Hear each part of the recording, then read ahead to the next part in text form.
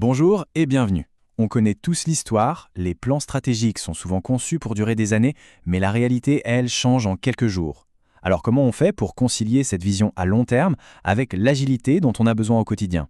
C'est vraiment le défi majeur du management moderne et c'est encore plus vrai dans un milieu aussi imprévisible qu'un hôpital. C'est ce qu'on va explorer ensemble. Comment passer du plan rigide à l'action agile? Ah, cette fameuse réunion. On a tous connu ça, pas vrai? Celle où les mêmes vieilles idées tournent en boucle sans jamais rien de vraiment neuf. Eh bien, cette image, elle illustre parfaitement l'une des grosses failles de la planification stratégique traditionnelle. Ce manque de dynamisme qui finit par complètement étouffer l'innovation.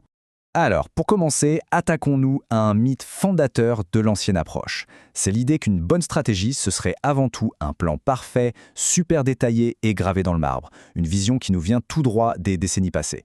Dans les années 60 et 70, la stratégie, on la voyait comme un exercice purement descendant.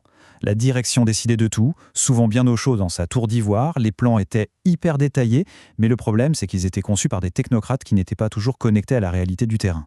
Le résultat, des soignants qui se sentent désengagés et des plans qui sont bien souvent, tout simplement, inapplicables.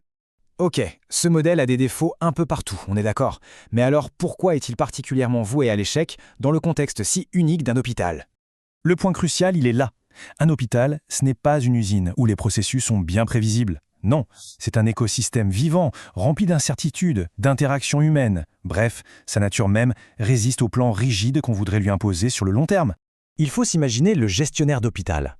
Il est littéralement au milieu d'un tourbillon de forces qui s'entrecroisent. Il y a le contexte de sa propre organisation, bien sûr, mais aussi le système de soins local, le cadre réglementaire national et même les grandes tendances internationales. Essayer d'appliquer un plan unique et rigide dans ce chaos, c'est quasiment mission impossible. Alors comment on s'adapte? Pour répondre à ça, il faut se tourner vers une distinction vraiment clé, proposée par le chercheur Henri Mintzberg. Il a redéfini notre façon de voir la stratégie en opposant deux concepts, la stratégie délibérée et la stratégie émergente. Il faut imaginer la stratégie non pas comme un seul chemin, mais comme deux. D'un côté, on a la stratégie délibérée, ça c'est la carte, le plan initial qu'on a dessiné. Et de l'autre, on a la stratégie émergente. Là, c'est plutôt la boussole. C'est notre capacité à nous adapter, à réagir aux imprévus, aux opportunités qui se présentent sur le terrain.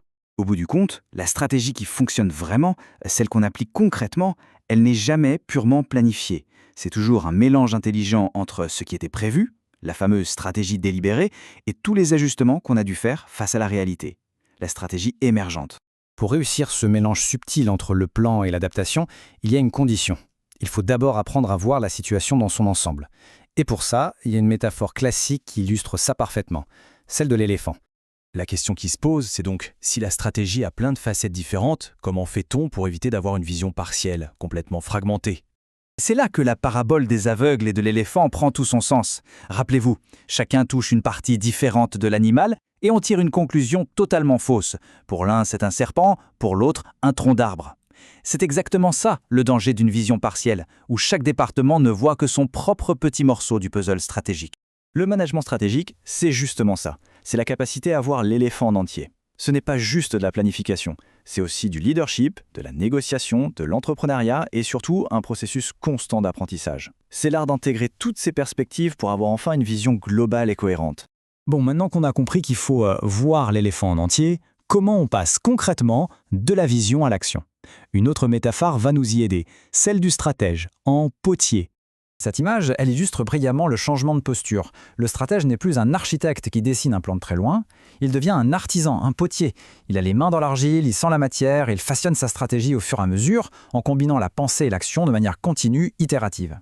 Et ce processus de façonnage, il suit un cycle logique, qui se répète sans cesse. Tout commence par l'identification du problème.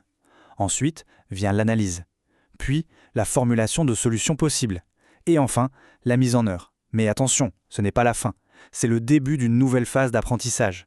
C'est une boucle qui ne s'arrête jamais. Pour faire vivre ce cycle de manière continue, une simple méthode ne suffit pas. Ça demande un véritable changement d'état d'esprit et de développer des compétences clés pour le stratège moderne. Alors, pour devenir ce fameux stratège potier, plusieurs capacités sont vraiment essentielles.